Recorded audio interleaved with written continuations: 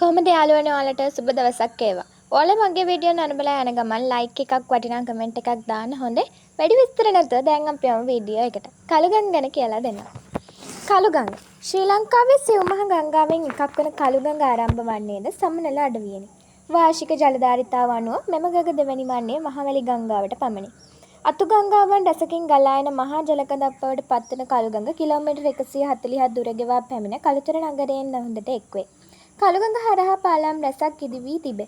අතීතයේදී එවැනුන්ට ජල යාත්‍රා භාවිතා වී ඇත. අදත් දෙවකඳන් ප්‍රවාහනය වෙනුවට සිදුවන්නේ කළුගඟ ඔස්සේය.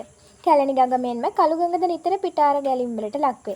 කළුගඟ ආශ්‍රිතව මෙතෙක් සිදු වී ඇත්තේ වැලිගොඩ දැමීම, වගා කටයුතු සඳහා ජලය ලබා ගැනීම, දැව ප්‍රවාහනය වැනි දෑය. ඊට අමතරව මෙම ගඟ ඉහත්තාවේ ජලවිදුලි බලාගාරයක් ඉදිකිරීමේ කටයුතු ආරම්භ වී තිබේ. එහෙත් කළුගඟ පිටාර යාමෙන් විටින් විට ඇතිවන ගම් වතුර තර්ජනය තවමත් ස්ථිර විසඳුම් සොයාගෙන නොමැති බව හැඟේ.